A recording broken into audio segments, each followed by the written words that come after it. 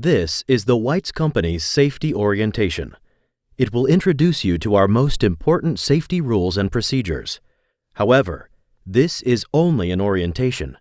Job site hazards and conditions will require additional training. Personal protective equipment.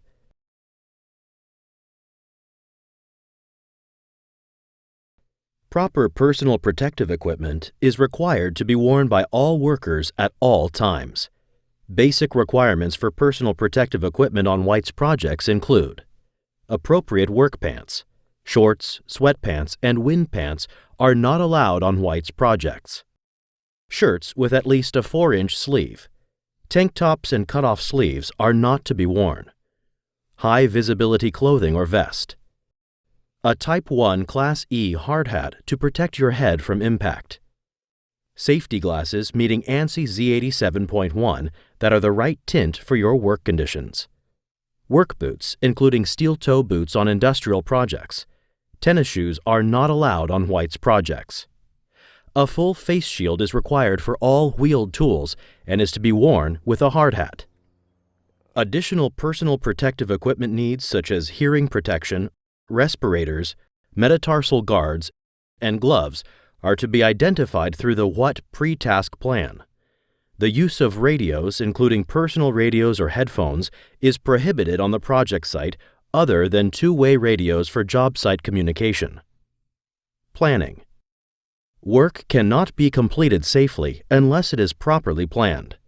Subcontractors are required to submit a JSA for approval to the Weitz project team for all high-hazard scopes of work. The JSA is to be reviewed by all workers engaged in the operation.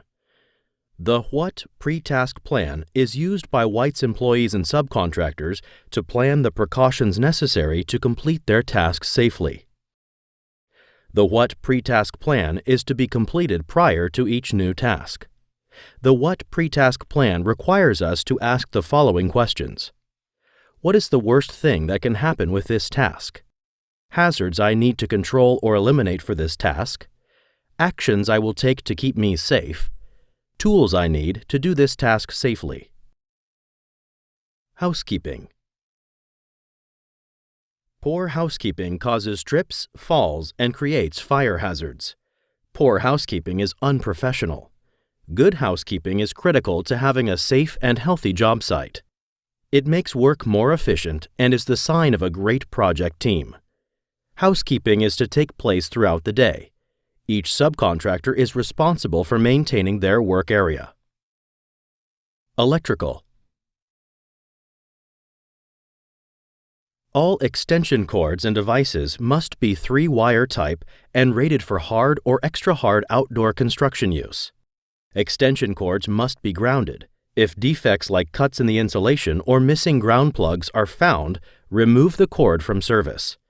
Power strips and other devices approved only for indoor use shall not be used on the construction site. All electric tools and equipment must be used with a ground fault circuit interrupter. A GFCI protects you from line-to-ground faults. Test the GFCI daily. It can save your life. Energized electrical work will be performed on Weitz projects only when interruption of power to an existing facility would create a life safety issue.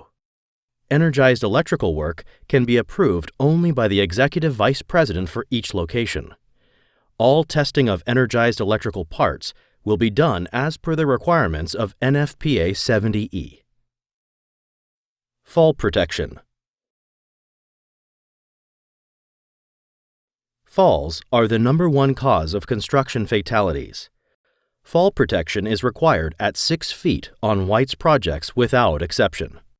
Before putting on and using personal fall protection, visually inspect the harness and lanyard. If the harness has any tears, cuts, or burns that reduce its strength, cut it up. Lanyards with rips, tears, or non-functioning snap hooks may have been used in a fall and should also be destroyed. Retractable lanyards will limit your free fall distance to 2 feet or less. However, they must be connected directly over your work area or directly behind you. When you move sideways away from the overhead anchor point, a swing fall hazard is created. Improper extension with the cable parallel to the work surface will make the fall even more hazardous. Never attach a self-retracting lifeline to a shock-absorbing lanyard hook to hook. The shock absorber may cause the retractable to release. Always connect the retractable lanyard directly to your harness D-ring. Controlled decking zones and controlled access zones are not allowed on Weitz projects.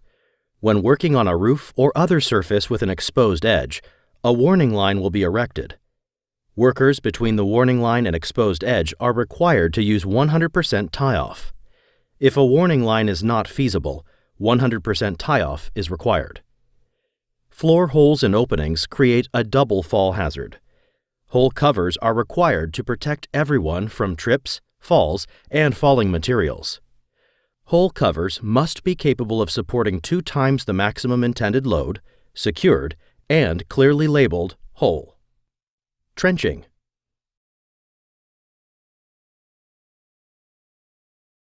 Trenches and excavations create potential hazards for everyone entering and working in them. The weight of collapsing soil will trap and suffocate even the strongest person. The competent person for each trench or excavation, regardless of depth, is required to complete the daily dig permit. The daily dig permit is to be reviewed by the Weitz project team prior to work starting. Any trench or excavation with the potential to collapse is to be protected. OSHA requires cave-in protection be used for all trenches 5 feet or deeper. Sloping, shoring, trench shields, and trench boxes are to be used as per the OSHA and manufacturer's standards.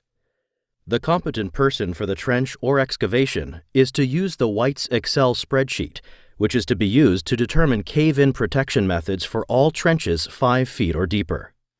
All trenches and excavations greater than 4 feet in depth require ramps, ladders, or stairs for access. Travel distance to an access point is not to exceed 25 feet.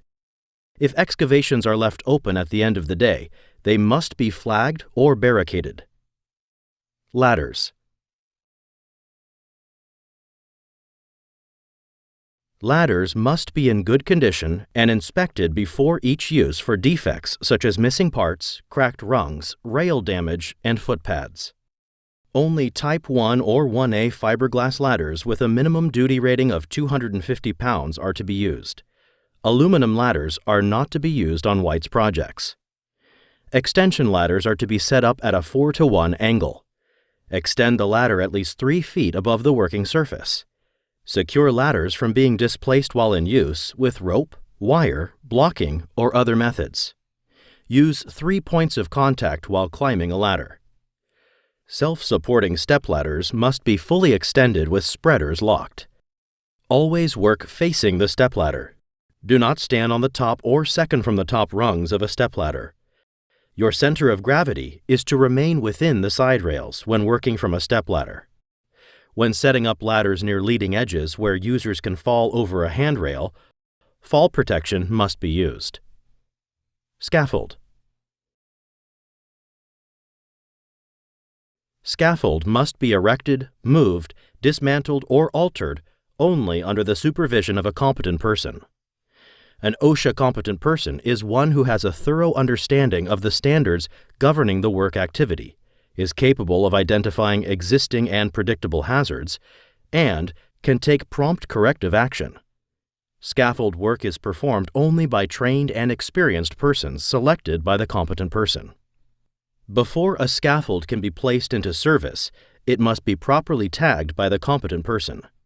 The scaffold tag communicates to the scaffold users the condition of the scaffold.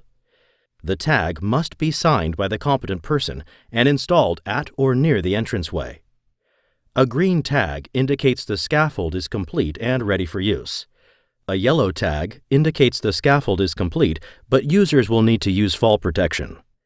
A red tag is used on a scaffold which is incomplete or has a safety deficiency. All scaffold bases shall be in accordance with the OSHA standards. Scaffolds shall be fully cross-braced below the working level. All working levels on a scaffold shall be fully planked. Handrails and toe boards will be installed on open sides and ends of all scaffolds higher than 6 feet. proper access is to be provided for accessing scaffolds. The Weitz Company requires that workers use fall protection during the erection and dismantling of scaffolds without exception. All enclosed scaffolds shall be tied back to prevent overturning as per the scaffold manufacturer's requirements. In many cases, an engineer will be required to determine the tieback method. Power tools. Power tools and equipment shall only be operated with working guards and handles in place. Guards and handles are not to be removed from power tools under any circumstances. Inspect tools for damage. Unsafe and broken tools shall be tagged, "Do not use." Check the label on all tools and equipment. Those requiring grounding must have ground plugs. Tools designed to be double insulated have the double square on the label. Mobile equipment. Only properly trained and authorized workers are allowed to operate equipment on Weitz projects. Documentation of training is to be submitted to the Weitz project team. Equipment operators are required to complete a documented inspection of their equipment prior to operation. Seat belts are to be worn at all times. Fall protection is required when working from an aerial lift or forklift basket. Additional procedures.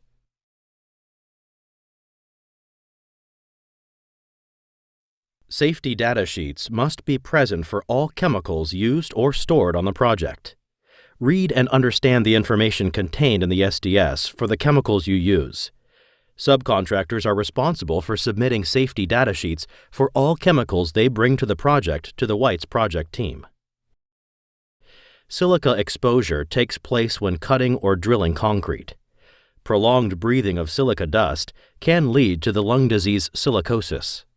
Engineering controls, such as wet cutting, should be used whenever feasible to reduce or eliminate exposure to airborne silica. If a hazard still exists, workers shall wear a respirator to protect them from silica exposure. Gasoline must be stored in self-sealing safety cans only. Non-safety cans do not self-close and will spill. Plastic gas cans are not to be used on Weitz projects. Welding and hot work always require a dedicated fire extinguisher, fire watch, and hot work permit from the Weitz project team. Inspect the area before starting and remove any flammable or combustible materials. The Weitz project team has the authority to warn, suspend, and remove from the project any worker for failure to follow safety rules. A willful fall protection, trenching, or electrical violation will result in termination without warning. Reporting for work under the influence of alcohol or drugs, or the consumption of them during the workday or on Weitz Company job sites, will be grounds for termination. The sale, manufacture, distribution, possession, or use of drugs and other controlled substances is absolutely prohibited. The Weitz Company is committed to providing a drug-free workplace for its employees and subcontractors. All injuries have a cause and can be prevented. However, despite our best efforts, injuries can still occur. We must be prepared to respond quickly to injuries and incidents. Ensure the accident scene is safe and secure before attempting a rescue or providing first aid to a coworker. In the event of a serious or life-threatening injury, fire, or other event, call the emergency phone number posted for your job site. In most cases, you will call 911. All injuries and accidents must be reported immediately to the project superintendent. Quick reporting of injuries will ensure that proper medical treatment is received. Each job site must have emergency processes and procedures in place. An investigation will ensure corrective actions are taken. Reporting injuries and incidents will prevent them from being repeated. This concludes the video portion of your safety orientation. Complete the sign-up sheet, apply the verification sticker to your hard hat, ask about additional hazards. Thank you, and welcome to the Weitz Company.